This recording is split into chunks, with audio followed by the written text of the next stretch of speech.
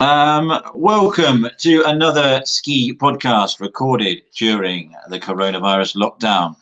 Skiing is sadly officially over in the mountains. I don't know if I said that last time or what, but it was a week ago that the last kind of resorts would have been closing their doors realistically. So it was a bit of a somber time for me realizing that. But there is good news. Switzerland is expecting to open for skiing next year for certain, and we know this because they're continuing to sponsor the podcast. That's good news. And I imagine they'll probably open some of the resorts in the summer as well. So Switzerland Tourism, thank you very much for extending the sponsorship of the podcast. Ian, you got anything to say about that? Well, yeah, I think, there'll certainly be skiing in Switzerland before next year. I think 8th of June in Zermatt looks, and morning, Jim, by the way. 8th of June in Zermatt looks possible because according to their, deck confinement, unlockdown, whatever you want to call it, mountain lifts can start turning from that date. Wow, that's the rule, is it? Interesting. Yeah, and also you talk about skiing. They were skiing on a glacier in Austria yesterday. I didn't. Were they allowed to? Yeah, it was members of the Austrian team. So we're rapidly moving back into the new normal. Let's call it that. The new normal, whatever that may well be. And this is a special podcast. The first part is going to be like a normal podcast, and then we're going to move into a lengthy interview with the legend that is Dave Riding. So we are working our way up to that, but there are a few things that we'll do before that. We're going to have some general chat like normal. Ian has been talking to a man who built a garden, built a chairlift in his garden. Didn't build a garden, had one already. There'll be some reviews. First of all, Ian, I think Switzerland are doing some promotion, trying to get people in. Although I'm a bit concerned about their promotional tools. Their company designed an escape room online, which to me seems almost like they're goading people.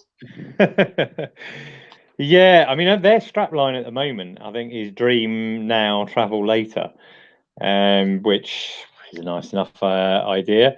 But yeah, have you tried it? This escape room. I did have a brief go. I have to be honest. I find those things incredibly frustrating and annoying and almost stressful. I wouldn't even like to go on a real one. An online one just annoys me immensely. But it's not just about me. Other people might enjoy it. Well, they might. I mean, I'd rather a game of Monopoly or something. But Escape to Valet, it's actually been put together by Valet. I'll stick a link in the show notes. But there's an online escape game devoted to the Valet, and there's some pretty good prizes, holidays and things like that. Let's move into the realities of COVID in the ski industry before we go any further. Ian, you've been doing some research, I believe. For sure, yeah, no, real research. With a friend of mine, Rob, who does PR in the industry. His business is called Ski Press. We surveyed a bunch of people in the industry, mainly. Well, it was a mix. Some of them working for tour operators, some of them destinations in the UK, some of them in the media, and really interesting results that came out of that. I mean, pretty negative results, but you'd be dreaming if you didn't think the ski industry was struggling at the moment. I mean, I guess the main bit that stood out for me is that 24%, a quarter of them, worried about going out of business, and 2/3, having reduced sales for next season. It's definitely a difficult period. Hopefully, the fact that some resorts are, coming back online and lifts are starting to turn, etc., will improve confidence. Listener, if you're out there and thinking about booking another ski season, I guess the positive side of it was they were all pretty unanimous. Can't remember the exact percentages now. 85% think that the resorts will open next season, around the right time, but mainly with social distancing in place. So the resorts are going to be open. It's going to be very interesting to see how they open. Let's put it like that. I think that's going to be the weirdest part. Is social distancing is going to be such a challenge. I mean, fortunately, they're in a position to have be able to watch glaciers open in the summer and see how they deal with it, and also to witness the Southern Hemisphere's ski strategy and how they deal with it. But I mean, I think it's social distancing is going to be a massive challenge if that's, or distancing. It's not social; it's just distancing, right? And you know, queues are a problem, cable cars are a problem. I can't imagine how it would work with the same volume. The only answer is to reduce the volume of people in ski resorts, or you've got to be realistic and just understand that you're not going to ski as much. You'll probably ski a quarter of the amount in a day than you would normally. And I think that's probably what's going to happen. If that happens. Well, is it going to be like that? It's like you say, they've got to cut something, haven't they? They've got to cut the number of people. Are you going to have quotas and the lifts? I mean, Chamonix have actually just announced how they're going to open up the Aiguille du Midi and the Montanvert lifts this summer. And they're reducing the capacity down to about 40% of the normal capacity. They're also going to have thermal cameras that will scan people and automatically identify if anyone's, running a temperature. And face masks will be compulsory. So, as you say, resorts will be looking at that to see how it works. They want to get people to buy their tickets online in advance, which you always used to have to do if you wanted to go up the Aiguille du Midi anyway, realistically. But how's it going to work in practice? We will find out. I think thermal imaging is a bit insane to do. Surely you've got thermal trousers on, thermal t-shirts on, you've got quite hefty jackets on. You're going to be, you've walked in ski boots all the way to the Aiguille du Midi station to want to come down it. You're going to be pretty hot. No one's going to be allowed on that lift. I think 80 people are allowed on that lift, and they're reducing it to 30. Yeah. Which, I mean, I'm all for going skiing, but then, that's not distancing. 30 people in a small cable car. It's not that big. Doesn't make sense to me. But did you see the picture that they released of how they've kind of marked out the floor into like a checkerboard? Yeah, but you still got to get in it. It's still a confined space of 30 people that you don't know where they've come from. Yeah. Personally, I'd probably do it. That's just, I am effectively, I take risks, right? Yeah. But responsibly, I don't think it's, I don't know, there's a conflict in me about the responsibility of allowing people into this when they're saying, I can't even meet more than 10 mates down the road when lockdown opens, but 30 people, strangers, can get into a confined space for a lengthy period of time that probably isn't going to be cleaned effectively. Conflicted, Ian, that's all I'm saying. For sure. No, I mean, I kind of, that conflict has existed, all the way through this. As you say, we'll see how it works. But evidently, Austria is open for skiing. Chamonix lifts are going to open. I'm trying to remember the date for that. 16th of May. Another week or so, and June for Swiss lifts. So. We're going to have, and obviously in Australia and New Zealand, well, it's still very early on. Their season doesn't normally kick off till later, but we'll see how it works over there as well. And also, I read this morning that Arapahoe Basin in Colorado, their normal closing date is the 7th of June, and they are still hopeful they might be able to reopen prior to that in the remaining months. So maybe we'll see it in place a bit there as well. Right, should we take a trip down memory lane, way back at the beginning of coronavirus when it stopped us all skiing? And there was one man who was determined to give his children a small thrill that skiing brings. Ian's been chatting to Steve Cross. How did it go, Ian?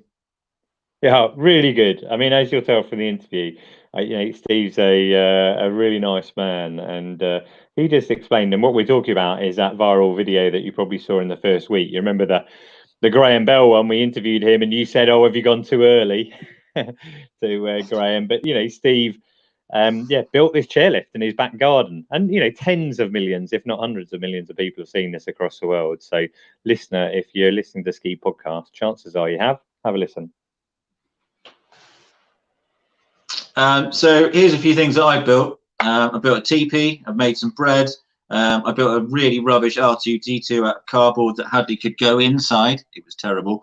I've made a lot of children cry, mainly the same two. I've built a set of swings for them to play on, and I've started in making some really, let's say, shit ski art. That's what I've been doing in terms of construction. So nothing on a patch of still what Steve Cross achieved in one day.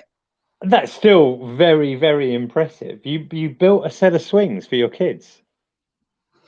Well, the frame was there. I just tied some rope on it and built some swings. I had to go and take them down.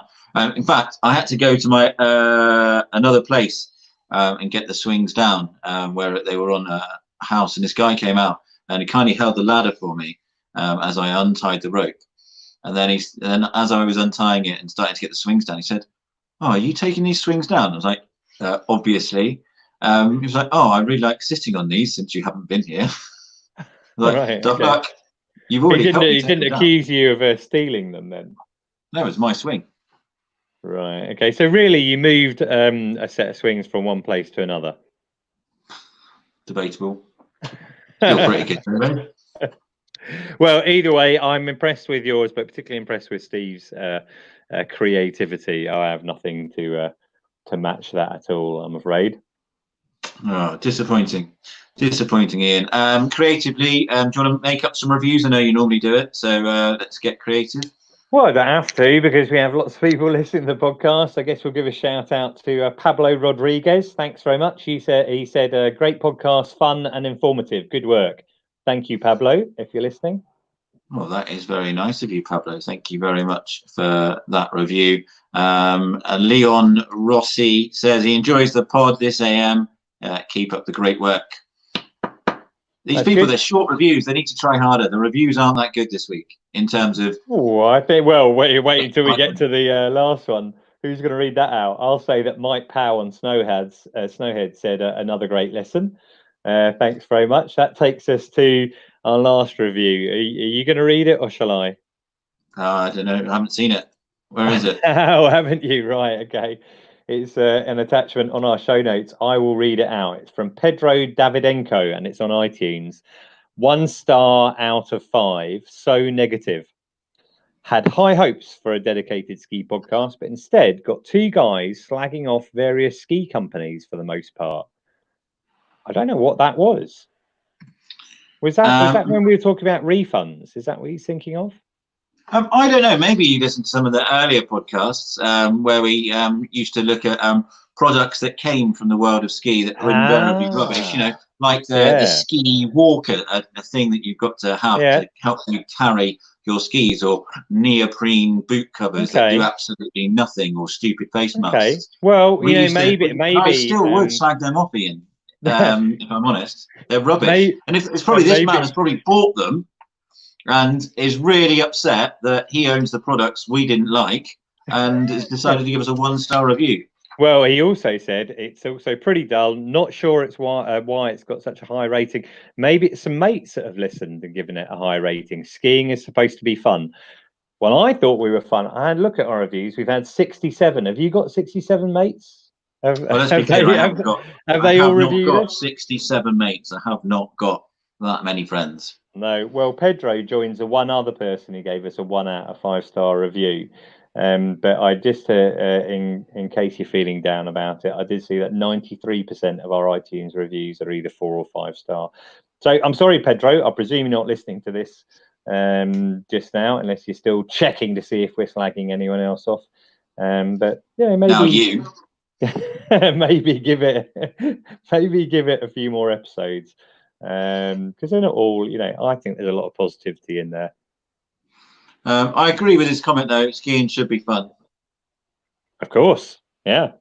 I didn't think it wasn't. I think we're full of fun. Fun time, people. Fun time, Bobby. That's us. Don't know. And in terms of feedback, we also get listener questions. I think there's a question from someone, isn't there?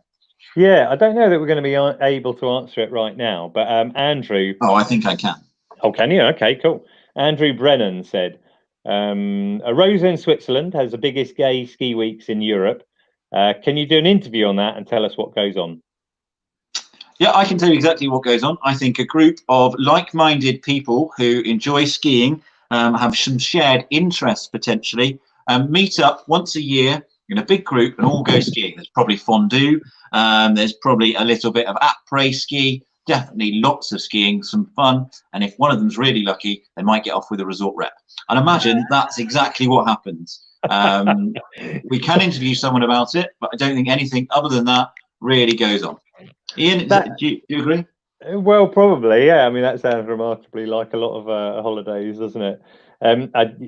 Yeah. But I think maybe that's a feature that we should do down the track. I remember they had there are a lot of, gay ski events. I think it was the European Gay Ski Week was in Val Thorens a couple of years ago, and there are a lot of kind of outrageous pictures that went along with that, because I was sharing it all for Les Trois Valets on their Twitter feed.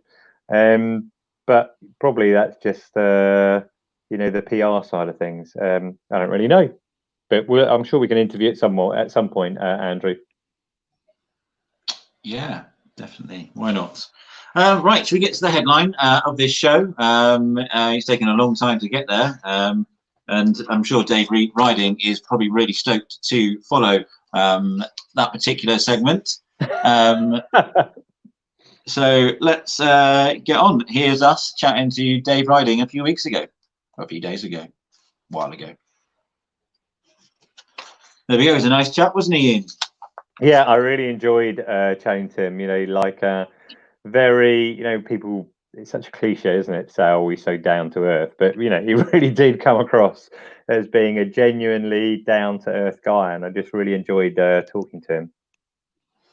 It's interesting when you talk to sports people, especially like that, and he is a really nice chap, really down to earth, like you said, but that he's got to have that killer instinct, and it's in there, and it came up when he was talking about that relationship he had with his ski tech at the top of the slopes and stuff like that, and interesting. That's why I'm not very competitive in.